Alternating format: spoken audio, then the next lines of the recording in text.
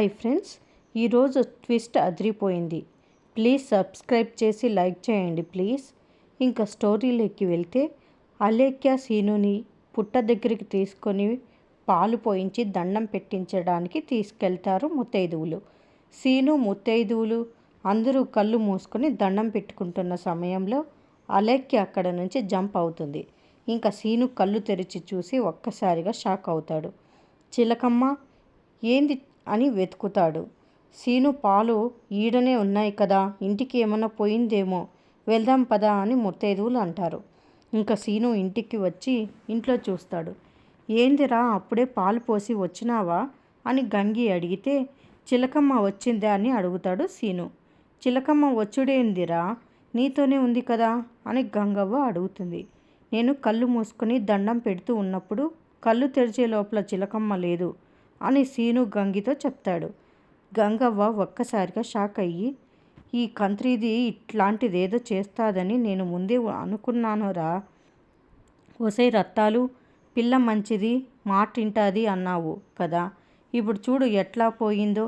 దానికి శుభకార్యం ఇష్టం లేదు, అందుకే పారిపోయింది అని గంగవ్వ అంటే, ఈడనే ఆడో ఉంటుంది, నేను చూసి వస్తా తి అని సీను అలేఖ్యని వెతకడానికి వెళ్తాడు. అది ఇంకా దొరకదురా, ఇంకా నీ శోభనం అయినట్టే, ఇంకా మీరు బయలుదేరండి అని గంగవ్వ ఏడుస్తూ, నీ దోస్తు కోసం నీ జీవితం నాశనం చేసుకున్నావు కదరా, ఆనంది దోస్తుగాడి జీవితం నాశనం అయిపోయింది అని గంగవ్వ చాలా ఏడుస్తుంది. ఇంకా ఆదిత్య ఆనంది మౌనంగా కూర్చొని ఒకరిని ఒకరు చూసుకుంటూ ఉంటారు. ఇలాంటి ఒక అందమైన రోజు మనిద్దరం ఒకటవ్వాలని రాసిపెట్టి ఉంది ఆనంది. ఇవాళ మన కోసం మనం గీసుకున్న గీతలన్నీ మనం ఇద్దరిగా కాదు ఒక్కరిగా మిగిలిపోదాం అనే ఆదిత్య ఆనందిని దగ్గరికి తీసుకొని ముద్దు పెట్టుకుంటాడు. ఇంకా ఇంతలో ఫోన్ మోగుతుంది. అబ్బా ఈ టైంలో ఎవరు అని ఆదిత్య అంటే, ఒక పారి చూడండి అంటుంది ఆనంది. ఇంకా ఆదిత్య ఫోన్ తీసుకొని నంబర్ చూస్తాడు. కొత్త నంబర్ లాగా ఉంది, ఇన్స్పెక్టర్ అని ఉంది ఆనంది అని చెప్తాడు. పోలీసులు ఫోన్ చేసిండ్రా, ఒకసారి కాల్ లిఫ్ట్ చేసి మాట్లాడతాను ఆనంది, స్పీకర్ ఆన్ చేయండి అని ఆనంది చెప్తుంది. సరే ఆనంది అంటూ కాల్ లిఫ్ట్ చేస్తాడు ఆదిత్య. హలో ఆదిత్య అంటే మీరేనా అని పోలీస్ అడుగుతాడు. ఎస్ సార్, నేనే ఆదిత్యని మాట్లాడుతున్నాను, మీరెవరు అంటాడు ఆదిత్య. నేను 2 టౌన్ ఎస్ఐని మాట్లాడుతున్నాను, చెప్పండి సార్. పెట్రోలింగ్ చేస్తూ ఉంటే ఒక అమ్మాయి మియాపూర్ దగ్గర సూసైడ్ చేసుకుంటూ కనపడింది. ఆ అమ్మాయిని హాస్పిటల్కి తీసుకొని వచ్చాము. డాక్టర్ గారు ట్రీట్మెంట్ చేస్తున్నారు. మీ నెంబర్ ఇచ్చి ఉంటే మీకు కాల్ చేస్తున్నాము అని ఎస్ఐ చెప్పగానే ఆదిత్య ఆనంది షాక్ అవుతారు. ఆ అమ్మాయి పేరేంటి అని ఆదిత్య అడుగుతాడు.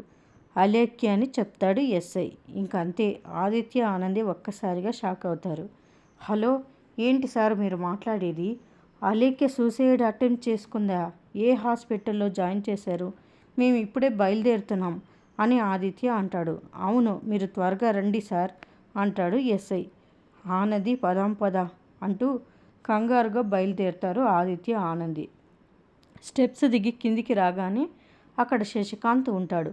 ఏమైందిరా, కంగారుగా ఎక్కడికి వెళ్తున్నారు? ఇప్పుడు మీరు బయటికి వచ్చారేంటి అని శశికాంత్ అడుగుతూ ఉంటే, ఆనంది ఆదిత్య ఎప్పుడెప్పుడు బయటికి వస్తారా అని ఎదురు చూస్తున్న జీవన వీళ్ళ దగ్గరికి వస్తుంది. నాన్న, అలేఖ్య సూసైడ్ అటెంప్ట్ చేసుకుందంట, సిటీ హాస్పిటల్లో అడ్మిట్ చేశారని ఎస్ఐ ఇప్పుడే నాకు కాల్ చేశారు. నాన్న, అమ్మ ఎక్కడ ఉంది? లోపల ఉందిరా. అలేఖ్య విషయం ఎవరికి చెప్పొద్దు నాన్న. ఆనంది పదాం పదా. రే మీరు ఎందుకురా, నేను వెళ్ళి చూస్తాను. వద్దు నాన్న, మేమే వెళ్తాము అంటాడు ఆదిత్య. అమ్మయ్య, ప్లాన్ వర్కౌట్ అయ్యింది అని జీవన అనుకుంటుంది. రే మేము వస్తున్నాం రా అని శశికాంత్ వెళ్తుంటే, మామయ్య గారు నేను వస్తానని జీవన కూడా శశికాంత్ వెంటే వెళ్తుంది. ఇంకా ఆనంది ఆదిత్య కారులో వెళ్తూ, అలేఖ్య ఆ పని చేయడం ఏంటి, నాకు అస్సలు అర్థం కావటం లేదు. అసలు ఆ అమ్మాయి మనసులో ఏముంది? గిట్లయితే ఎట్లా ఆదిత్య గారు? సీను పరిస్థితి ఏంటి? ఈ విషయం సీనుకి తెలుసో లేదో అని ఆనంది అంటే, ఖచ్చితంగా తెలిసి ఉండదు. నువ్వు వాళ్ళకి ఫోన్ చేసి కంగారు పెట్టకు అని ఆదిత్య అంటే, అది కాదు ఆదిత్య గారు, అలేఖ్య అలాంటి పని చేసిందని వాళ్ళకి తెలవకపోతే వాళ్ళు వెతుకుతూ ఉంటారు కదా అని ఆనంది చెప్తుంది. నువ్వు అన్నది నిజమే, వాళ్ళకి ఫోన్ చెయ్యి, త్వరగా రమ్మను అని ఆదిత్య చెప్తే ఆనంది సీనుకి కాల్ చేస్తుంది. ఇంకా అలేఖ్యని వెతుకుతున్న సీను గంగవ్వతో, అలేఖ్య ఏడా కనిపించట్లేదు, ఇంకా నీ పెళ్ళాం పోయినట్లేరా, దాని మీద ఆశ విడిచిపెట్టు అని గంగవ్వ అంటే, ఎట్లనే విడిచిపెట్టేది, నీతో ఉండడం ఇష్టం లేదంటే నేనే పొమ్మని చెప్తాను, అన్నిటికీ సిద్ధపడిన పిల్ల కనబడటం లేదంటే ఎట్లుంటుంది, చిలకమ్మ ఎక్కడున్నా తెల్లారేలోపు వెతికి పట్టుకోవాలి అని సీను చెప్తూ ఉండంగానే ఆనంది ఫోన్ వస్తుంది. అమ్మాడి ఫోన్ చేస్తోంది. అలా శోభనం కూడా ఇయ్యాలే కదరా. అవును చిలకమ్మ అడికి గాని పోలేదు కదా అని సీను అంటే, ఓ పాలి ఫోన్ ఎత్తి మాట్లాడరా అని గంగవ్వ అంటుంది. సీను అలేఖ్య కోసం నువ్వు ఎక్కడా వెతకద్దు అని ఆనంది చెప్తూ ఉంటే, అలేఖ్య అక్కడికి వచ్చిందా అమ్మాడి అని సీను అడుగుతాడు. ఇక్కడికి రాలేదు సీను, బస్టాండ్ దగ్గర హాస్పిటల్ దగ్గరికి నువ్వు త్వరగా రా, అలేఖ్య ఆత్మహత్య ప్రయత్నం చేసుకుంది అని ఆనంది చెప్పగానే సీను కూడా షాక్ అయ్యి, ఏంది చిలకమ్మ ఆత్మహత్య ప్రయత్నం చేసుకుందా ముందు అని సీను అంటే, దీనికి ఏం పోయే కాలం రా ఆత్మహత్య యత్నం చేయడానికి అని గంగవ్వ అంటుంది. ఇంకా ఏం తెలవదు, నువ్వు త్వరగా రా అని ఆనంది చెప్తుంది. గంగి మనం హాస్పిటల్కి పోదాం పదా, ఇప్పుడు ఆ పిల్లకి ఎట్లుందిరా, మనం పోతే కదా తెలిసేది, పదాం పదా అంటాడు సీను. ఇంకా ఆనంది, ఆదిత్య, శశికాంత్, జీవన ఎస్ఐ దగ్గరికి వచ్చి, మీరు ఫోన్ చేసింది నాకే అని చెప్తాడు ఆదిత్య. ఇంకా ఎస్ఐ అలేఖ్య ఆర్నమెంట్స్ ఇచ్చి కారణం ఏంటో మాకు తెలియదు, మీ పేరు ఫోన్ నెంబర్ తప్ప ఏం చెప్పలేదు, తనకు మీకు ఉన్న రిలేషన్ ఏంటో మాకు తెలియదు, కానీ ఇంకొకసారి ఇలా చేయొద్దని చెప్పండి, నేను సేవ్ చేయడం 2 minutes లేట్ అయ్యి ఉంటే బాడీ మార్చురీలో ఉండేది అని ఎస్ఐ చెప్తాడు. తనని కాపాడినందుకు thank you so much inspector అని ఆదిత్య అంటే, ఇంతకీ మీకేమవుతుంది అని అడుగుతాడు ఎస్ఐ. ఇంకా ఆదిత్య చెప్పడానికి తడబడుతూ ఉంటాడు. ఆ అమ్మాయి నా కోడలి ఫ్రెండ్ వాళ్ళ భార్య అని శశికాంత్ చెప్తాడు. అయితే వాళ్ళకి మీరు ఇన్ఫర్మేషన్ ఇవ్వండి, మామూలుగా అయితే కేసు వేయాలి, కానీ ఆ అమ్మాయిని చూస్తుంటే ఏదో పర్సనల్ ప్రాబ్లం అయినట్టు ఉంది, వాళ్ళ హస్బెండ్ని పిలిపించి ఇద్దరికి కౌన్సిలింగ్ ఇప్పించండి అని ఎస్ఐ చెప్తాడు. అలాగే ఇన్స్పెక్టర్ అంటుంది ఆనంది. తనకి ఎలా ఉంది ఇన్స్పెక్టర్ అని జీవన అడుగుతుంది. బాగానే ఉంది, మీరు వెళ్ళి చూడండి అంటాడు ఎస్ఐ. ఇంకా అలేఖ్య దగ్గరికి వచ్చిన ఆదిత్య ఒక్కసారిగా అలేఖ్య మీద కోప్పడతాడు. నీకు కొంచెమైనా బుద్ధుందా, చచ్చిపోవాలని ఎందుకు అనుకున్నావు, అడిగేది నిన్నే, చెప్పు ఏం చెయ్యాలో. ఆదిత్య మనసులో, ఏం చెయ్యాలి ఆదిత్య, మనసులో నిన్ను పెట్టుకొని వేరొకరితో కాపురం ఎలా చేయమంటావు అని అలేఖ్య చెప్తూ ఉంటే, మళ్ళీ ఏంది ఇట్లా మాట్లాడుతున్నావు, ఇష్టపడే కదా సీనుగాడితో తాళి కట్టించుకున్నావు, నీకు సీనుగాడంటే ఇష్టం లేకపోతే మీ అమ్మా నాన్న వాళ్ళతో పోవాల్సింది అని ఆనంది అంటూ ఉంటే, ఆనంది నువ్వు ఆగు, తను అసలే బాధలో ఉంది అని ఆదిత్య అంటాడు. తను బాధలో ఉండడం కాదు, అందరినీ బాధ పెడుతోంది, ఇక్కడ నీకు కార్యం ఏర్పాటు చేసినట్టే అక్కడ కూడా వాళ్ళకి కార్యం ఏర్పాటు చేసి ఉంటారు, తాళి కట్టిన భర్తని భర్తగా యాక్సెప్ట్ చేయాలి కదా, నువ్వు ఇలా సూసైడ్ అటెంప్ట్ చేసావంటే ఏమని అర్థం చేసుకోవాలమ్మా అంటాడు శశికాంత్ అలేఖ్యతో. నానా ప్లీజ్, ఇప్పుడు తను ఉన్న పరిస్థితిని అర్థం చేసుకోండి అంటాడు ఆదిత్య. అయితే నువ్వే మాట్లాడాలి, తన ఫస్ట్ నైట్ ఆపుకోవడం కాదు, నీ ఫస్ట్ నైట్ కూడా ఆపేసింది అంటాడు శశికాంత్. ఫస్ట్ నైట్ ఆగిపోతే మళ్ళీ పెట్టుకోవచ్చు నాన్న, కానీ ప్రాణం పోతే రాదు కదా, చూడాలి, నువ్వు చాలా పెద్ద తప్పు చేసావు అంటాడు ఆదిత్య. మనసులో నిన్ను పెట్టుకొని వేరొకరితో జీవితాన్ని ఊహించుకోలేకపోయాను అది అంటుంది అలేఖ్య. నీ మనసు తారీఖు మారినట్టు రోజుకొకసారి మాట మారుతుందా, నీకు మీ అమ్మా నాన్నలతో వెళ్ళిపోయే ఆప్షన్ ఉంది, కానీ నువ్వే దాన్ని కాదనుకొని సీనుతో తాళి కట్టించుకున్నావు, అతని భర్తగా యాక్సెప్ట్ చేయాలి కదా అని ఆదిత్య అంటే, యాక్సెప్ట్ చేయడానికి ట్రై చేస్తున్నాను కానీ నా వల్ల కావటం లేదు అని ఏడుస్తూ అంటుంది అలేఖ్య. ఎందుకు కావటం లేదు, లైఫ్ అంటే ఇలాగే ఉంటుంది అలేఖ్య. వచ్చిన ప్రతిదీ యాక్సెప్ట్ చేయాలి. నాకు యాక్సిడెంట్ జరిగింది, వీల్ చైర్లో నుంచి లేవలేని పరిస్థితిలో ఉన్నాను, యాక్సెప్ట్ చేశాను కదా. నేను పెళ్లి చేసుకోవాల్సిన అమ్మాయి మండపంలో నుంచి వెళ్ళిపోయింది. మరెవరో ఒక అమ్మాయి నా దగ్గరికి వచ్చి నిన్ను పెళ్లి చేసుకుంటాను అనింది. ఆ అమ్మాయి ఎవరో కూడా అంతకుముందు నాకు తెలియదు. అయినా సరే యాక్సెప్ట్ చేశాను కదా. తను నాకు కాలు వచ్చేటట్టు చేసింది, నాకు కొత్త లైఫ్ ఇచ్చింది. ఇది ఆనంది ఇచ్చిన జీవితం, ఆనందికే సొంతం. ఇలా లైఫ్లో జరిగే ప్రతిదాన్ని యాక్సెప్ట్ చేశాను. యాక్సెప్ట్ చేశాను కాబట్టే సంతోషం నా జీవితంలోకి వచ్చింది. లేదంటే వీల్ చైర్లో చీకటి గదిలో 4 గోడల మధ్య కూర్చొని ఉండేవాణ్ణి.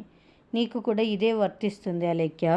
నువ్వు యాక్సెప్ట్ చేసిన ప్రతిదాన్ని రిజెక్ట్ చేస్తూ వెళ్తూ ఉంటే జీవితం నాశనం అవుతుంది, బ్రతుకు భారం అవుతుంది. చచ్చిపోయి ఏం సాధిస్తావు చెప్పు. నువ్వు నీ మనసుని మార్చుకోను అంటే చెప్పు, దానికి పరిష్కారం నేను చూపిస్తాను అంటాడు ఆదిత్య. ఏంటది అని అడుగుతుంది అలేఖ్య.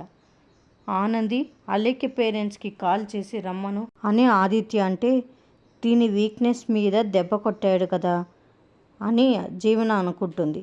అలేఖ్య రేపే వాళ్ళ పేరెంట్స్తో వెళ్ళిపోతుంది అని ఆదిత్య అంటే, లేదు ఆదిత్య, నేను ఎక్కడికి వెళ్ళను, నా మనసు మార్చుకుంటాను. సారీ ఆదిత్య అని అలేఖ్య అంటుంది.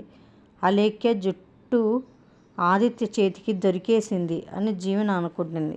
సారీ ఆదిత్య, నేను ఇలా చేసి ఉండాల్సింది దాన్ని కాదు అని అలేఖ్య అంటుంది. ఇప్పుడు బాధపడడం కాదు, ముంగటే సోచాయించాల్సింది. జీవితం అనేది చాలా గొప్పది అలేఖ్య. సీను చాలా మంచోడు, నువ్వు మంచిగా మార్చుకుంటే నిన్ను నెత్తి మీద పెట్టుకొని చూసుకుంటాడు అని ఆనంది చెప్తుంది. నువ్వు మరోసారి ఇలా చెయ్యమని సీనుకి మాట ఇవ్వాలి అని అంటాడు ఆదిత్య. నువ్వు ఎవరికి మాట ఇచ్చుకుంటావో ఇచ్చుకో, నా మనసులో మాత్రం నువ్వే ఉంటావు. నీ కోసం చావుకే తెగించిన దాన్ని నిన్ను అంత ఈజీగా ఎలా వదిలిపెడతాను అనుకుంటున్నావు? కానీ నీ కోసం తప్పదు, మారినట్టు నటించాలి, ఏం జరిగినా సరే అని అలేఖ్య మనసులో అనుకుంటుంది. ఇంకా ఆదిత్య ఆనంది మార్నింగ్ అయినాక కారులో ఇంటికి వెళ్తూ ఉంటారు. సారీ ఆనంది అంటాడు ఆదిత్య. చేసిన పనికి మీరెందుకు సారీ చెప్తున్నారు? అలేఖ్య చేసిన పనికి అని ఆనంది అంటుంది. నీకు పర్సనల్గా ఒక భర్తగా సారీ చెప్పాను. మనం సంతోషంగా ఉండాల్సిన టైంలో అలేఖ్య కోసం వచ్చేయాల్సి వచ్చింది. ఇది నేను అర్థం చేసుకోలేను అనుకుంటున్నారా? ఒక ప్రాణం కంటే మన సంతోషం ఎక్కువ అని నేను అనుకోను అని ఆనంది అంటే, నా ప్రవర్తనలో నీకు ఎక్కడా తప్పు కనిపించడం లేదా అని ఆదిత్య అడుగుతాడు. ఏ రకంగా అంటుంది ఆనంది. ఇది మనం భార్యాభర్తలుగా దగ్గర అవ్వడానికి చేసిన 4వ ప్రయత్నం.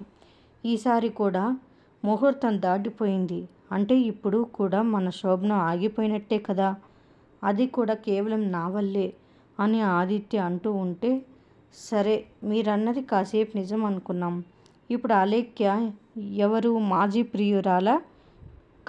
కాదు సీను భార్యనా? సీను ఎవరండి? నా జిగిరి దోస్త్. మీరు నా జిగిరి దోస్త్ భార్యని కాపాడడం అంటే నా జిగిరి దోస్త్ ఫ్యామిలీ విషయంలో బాధ్యతగా ఉన్నట్టుగా. సరే కాసేపు సీను అనే విషయాన్ని పక్కన పెడదాం. ఎవరో తెలిసిన అమ్మాయి ప్రాణాపాయ స్థితిలో ఉందని అక్కడ నుంచి ఫోన్ వచ్చింది. నేనైతే పోనా? ఒక ప్రాణం కంటే ఈడ జరుగుతున్న నా శోభనం ఎక్కువ అనుకుంటున్నారా? 100% అనుకోలేను.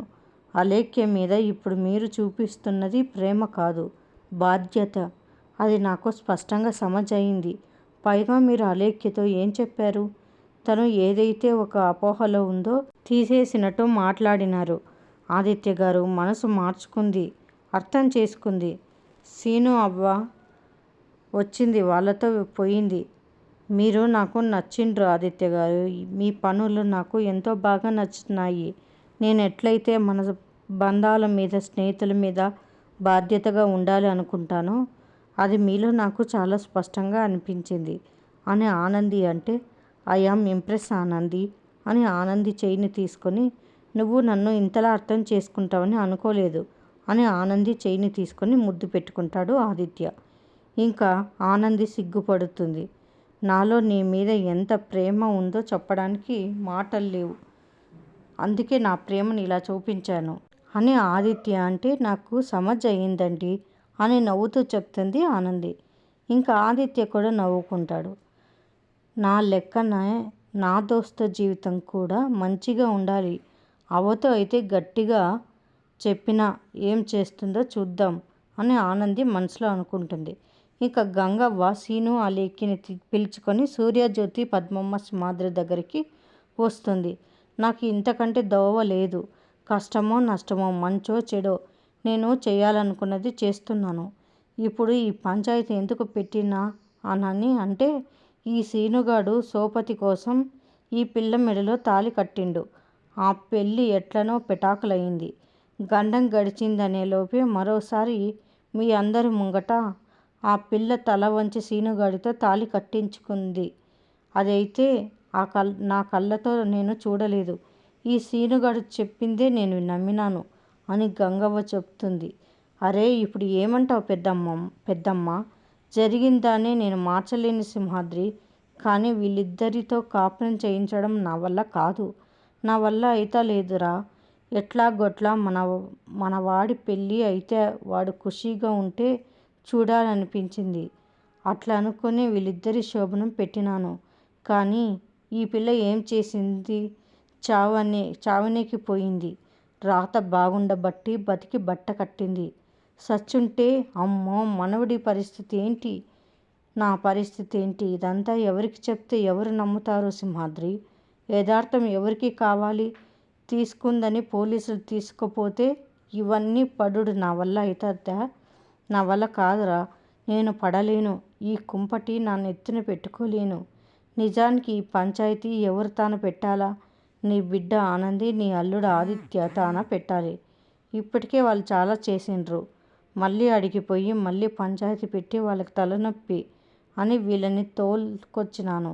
ఒరే సింహాద్రి, నీ బిడ్డ కోసమే వీడి పిల్ల పెళ్ళి చేసుకున్నాడు ఈ పిల్లని, కాబట్టి వీడిని పిల్లని నీతోనే పెట్టుకో అంటుంది గంగవ్వ. అరే పెద్దమ్మ అంటూ ఉంటాడు సింహాద్రి. దీన్ని భరించడం నా వల్ల కాదురా, దినాము సచ్చే అంత పని అవుతుంది. ఎప్పుడు ఎట్లుంటుందో తెలియదు, పొద్దుమూకులు నేనేడ కాపులా కాయనురా అని గంగవ్వ అంటే, అందుకని ఆ పిల్లని మా నెత్తిన పెడతావా? ఎప్పుడైతే ఈ పిల్ల నా బిడ్డ బతుకులో నిప్పులు పోయాలని చూసిందో అప్పుడు ఈ పిల్ల మీద ఉన్న ప్రేమ విరిగిపోయింది. దీని ముఖం కూడా చూడబుద్ధి అవుతుంది లేదు. ఇప్పుడు కూడా చూడు, ఇది సావబోతోందని వాళ్ళ శోభనం ఆపుకొని వచ్చిండ్రు అంటే ఈ ముహూర్తం కూడా పోయినట్టే కదా. ఇదంతా ఎవరి వలన?